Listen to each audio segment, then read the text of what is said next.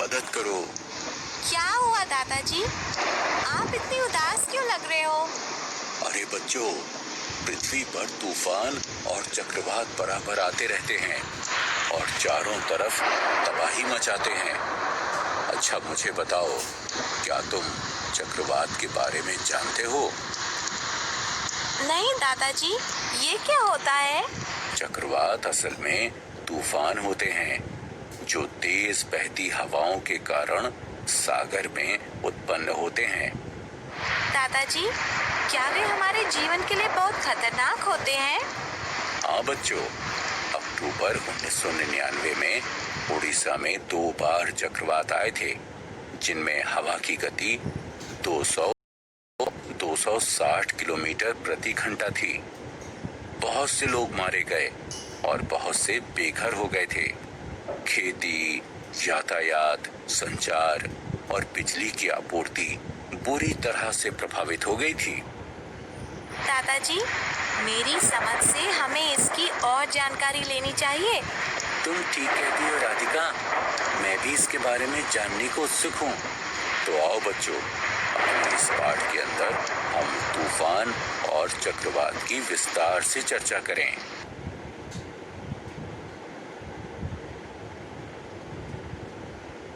उद्देश्य।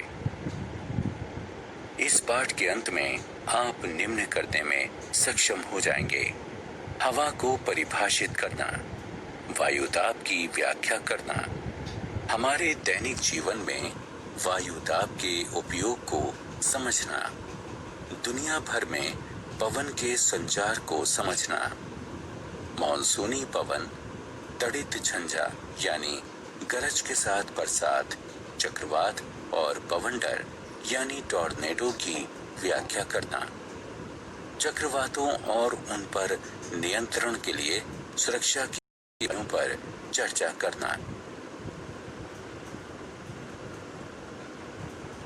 पवन क्या है? अंकित एक पतंग उड़ाने की कोशिश कर रहा है, वो नहीं रही है।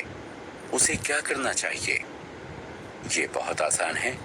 उसे पवन की दिशा में पतंग उड़ानी चाहिए। बहती हवा पतंग को आसमान में चढ़ने में सहायता करती है।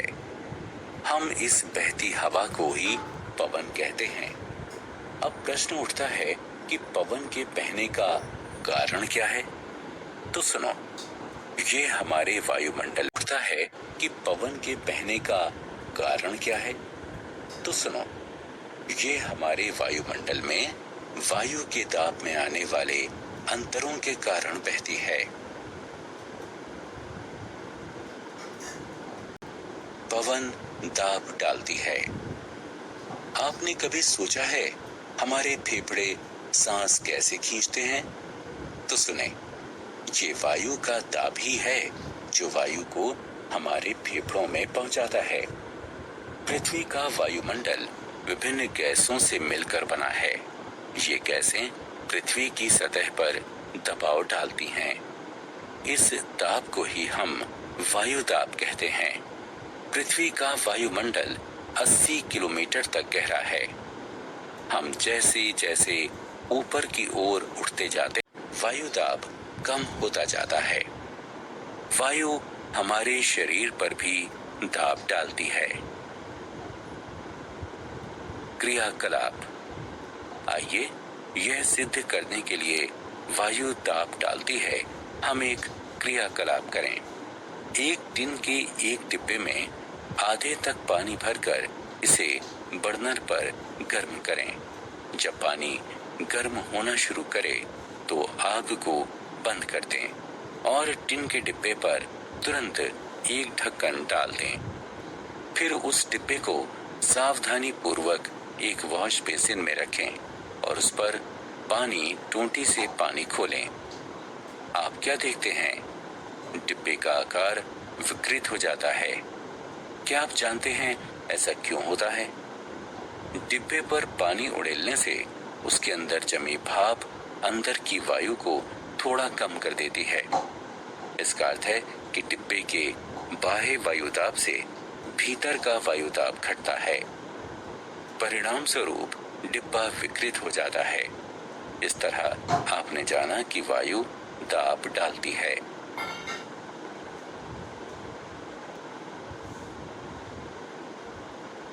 पवन एवं वायु दाब। क्या आप जानते हैं कि तेज गति से बहती हवा घरों की कमजोर छतों को उड़ा सकती है?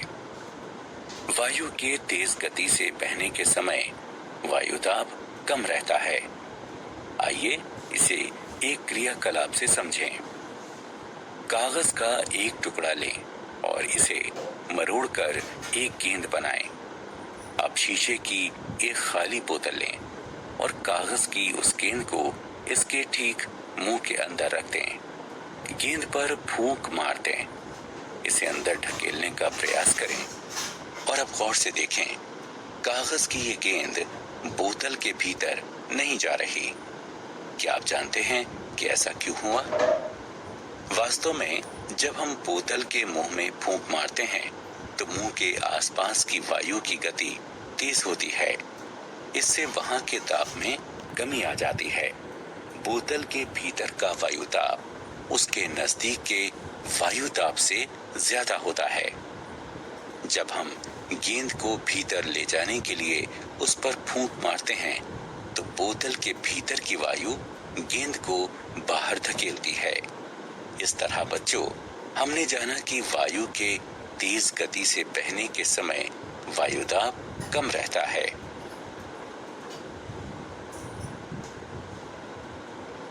गर्म होने पर वायु फैलती है। क्या आप बता सकते हैं कि धुआं हमेशा ऊपर ही क्यों उठता है? आइए एक साधारण क्रियाकलाप से इसका उत्तर जानें। लकड़ी की एक छड़ी लें और इसके बीच में एक धागा बांधें। फिर कागज के समान आकार के 2 थैले लें और उन्हें लकड़ी की छड़ों के दोनों सिरों पर उल्टा लटकाएं। छड़ी को एक धागे से पकड़ें और एक थैले के नीचे एक मोमबत्ती जलाएं। हम देखते हैं कि दोनों थैलों का संतुलन गड़बड़ा जाता है।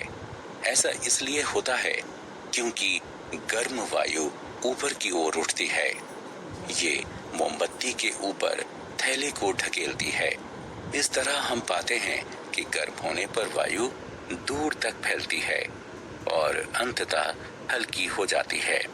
इसलिए गर्म वायु ठंडी वायु से हल्की होती है। तो बच्चों, यही कारण है कि धुआं हमेशा ऊपर की ओर उठता है। पवन का संचार। मेरे मन में एक सवाल है दादाजी, क्या मैं पूछ सकती हूँ? हाँ राधिका, बिल्कुल। पृथ्वी पर हवा कैसे चलती है?